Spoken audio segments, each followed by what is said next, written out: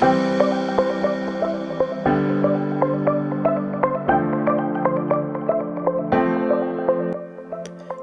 දවසක් හැමෝටම. ඔන්න මම අදත් ලස්සන චිත්‍ර දෙකක් අරගෙන ආවා.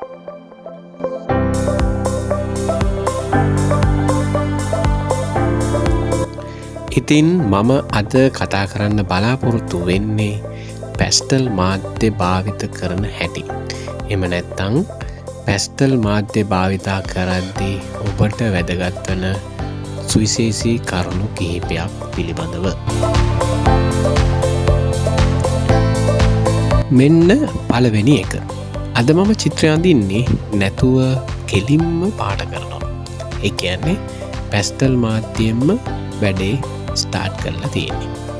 එතකොට බලන්න අපි මුලින්ම කරන්නේ ලස්සන චිත්‍රයක් අඳිනකොට හොඳ පර්යාවලෝකනයක්, ස්වභාවික ලක්ෂණ, වර්ණ පර්යාවලෝකනයක් සහිතව අඳිනකොට පහසුම ක්‍රමයක් තමයි අපිට වර්ණ පාවිච්චි කරද්දී ඉතාම ලාවර්ණ හඳුනාගෙන ඒ ඉතාම ලාවර්ණ මුලින් චිත්‍රයට යොමු කරන එක. නැත්තම් යොදන එක. එතකොට මේ චිත්‍රය බලන්න අහසින් පටන් අරන් අහසේ ඉතාම සියුම් තැන්, ලස්සන තුනී තැන් පාට කරන්න පටන් අරන් තියෙනවා. ඊට පස්සේ තමයි ක්‍රමානුකූලව ඒකේ ඩාර්ක් අවස්ථාවලට යන්නේ. එහෙම නැත්නම් කලර් ටෝන්ස් කියලා අපිට මේකට කියන්න පුළුවන්. තුනීම වර්ණ ටික මුලින්ම යොදලා ඒකේ ඊළඟ තද අවස්ථා ක්‍රමානුකූලව එකින් එක හඳුනා ගනිමින් මතු පිටින් යොදමින් එනවා. එතකොට මේක ලයිට් ටු ඩාර්ක් අවස්ථාව විදිහට අපිට සලකන්න පුළුවන්. ඉතින් මම තෝරගෙන තියෙන මේ පරිසරයේ සිද්ධිය නැත්තම් භූමි දර්ශනයක් කියලා කියන්න පුළුවන්. මේ සිද්ධිය මම මුලින් හඳුනා ගන්න ඕනි මොකද්ද මම කරන්න කියලා. එතකොට චිත්‍රයක් කරන්න කලින් ඕනම් වෙලාවක මං අඳින්න යන්නේ, පාට කරන්න යන්නේ මොකද්ද, නැත්නම් චිත්‍රය මොකද්ද කියලා හොඳින් අවබෝධ කර ගැනීම වැදගත් වෙනවා.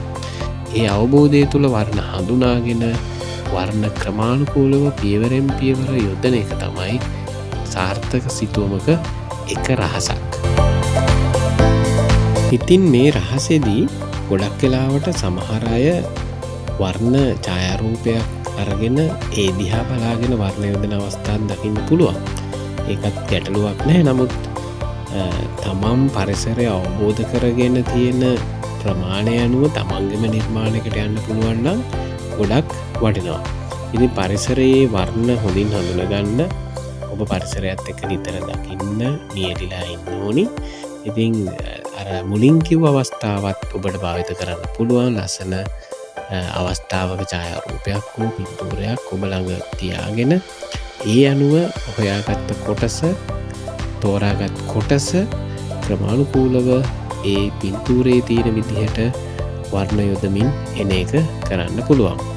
ඉතින් මම ඔබට යෝජනා කරනවා මේ ක්‍රම දෙකෙන් එකක් හරි පාවිච්චි කරන්න වඩාත් සුදුසු ඔබගේම නිර්මාණවලට යන එක. ඉතින් මෙතනදී මම හඳුනාගත් පරිසරයක් තමයි මේ වර්ණ කරන්නේ. එතකොට ඔන්න පළවෙනි රහස ඔබ දැනගත්තා. ඒ තමයි තුනී වර්ණ මාලාවක් හඳුනා ගනිමින් ඒ මාලාවේ ලයිට්ම තැන ඉඳලා ඩාර්ක්ම තැන දක්වා ක්‍රමානුකූලව එකින් එක ඉතා සියුම්ම වර්ණ යොදමින් ආවොත් ඔබට ලස්සන නිමාවක් ලැබෙන බව.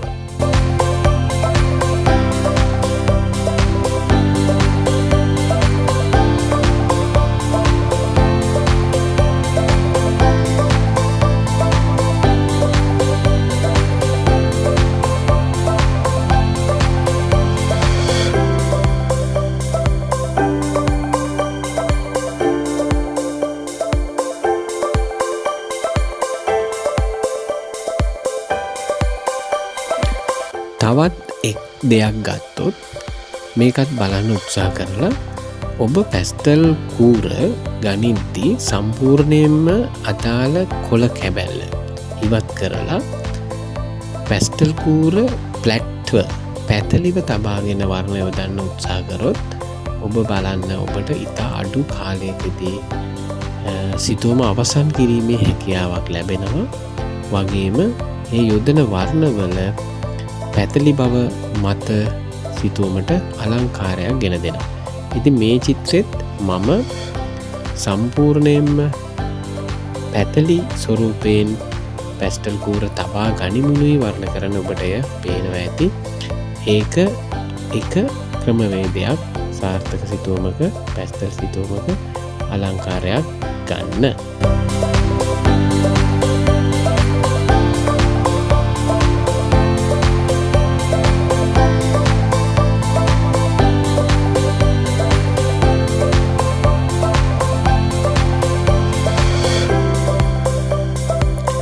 මෙන්න මම අදගෙනාපු දෙවැනි සිතුවම. මේ චිත්‍රෙදි මම ඔබට පැස්ටල් මාධ්‍යයේදී වැදගත් වන කරුණක් කියන්නම්. ඒ තමයි අපිට මාතෘකාවක් අනුව අඳින්න ගියාම ගොඩාක් වෙලාවට ගොඩාක් අය හිර වෙනවා සාම්ප්‍රදායික විදිහටම හිතලා. ඉතින් දීවරයෝ කියන මාතෘකාව මං අඳපු එක විදිහක් මේ.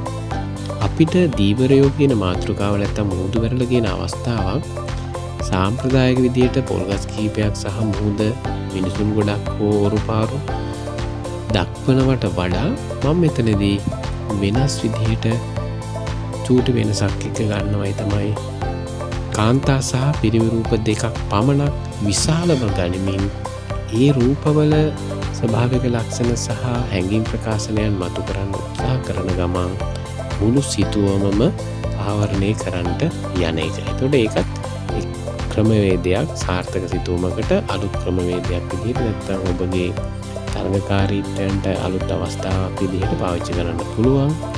ඉතින් ප්‍රධාන රූප දෙක මෙතනදී මම පාවිච්චි කරලා පසුබිම අවසන් කිරීම තුල සිතුවම අවසන් කරනවා.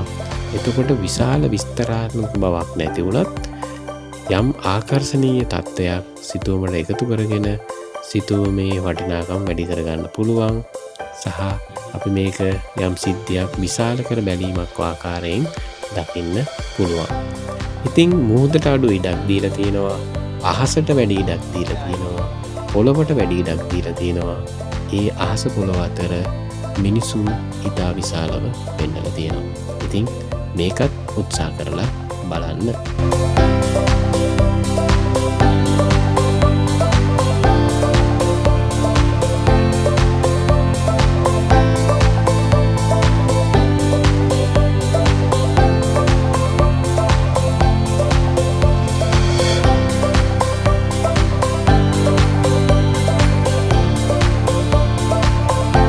හරි, මම තවත් එක් වැදගත් කාරණයක් අද දවසේ එකතු කරන්න.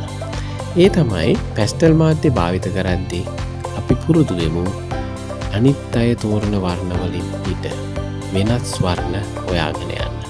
අපි එක උදාහරණයක් ගමු. මොකද්ද? කොණ්ඩය හැමෝම කළු පාට ගන්නකොට අපිට පුළුවන් නිල් වර්ණයත් සමග ওই වර්ණ එකතු කරලා වෙනස් පැත්තකට යොමු කරන්න. ඒ තුල අලංකාරයක් එකතු කරන්න.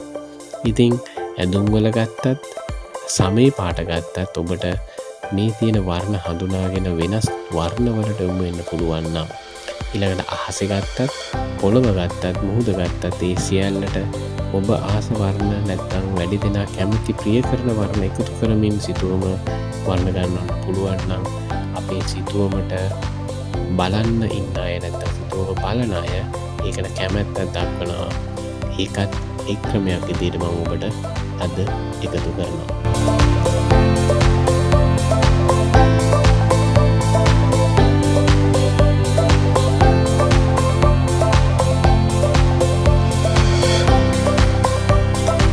ඉතින් එහෙමනම් අද දවසේ ගෙනාපු මේ කාරණාත් එකතු කරගෙන ඔබේ සිතුවම් සාර්ථක කරගනී කියලා මං හිතනවා. ඔබ සැමට අද දවසේ වීඩියෝ සමග ඇඳුනාට බොහොම ස්තුතියි. තවත් දවසක ලස්සන වීඩියෝකින් හමු වෙමු.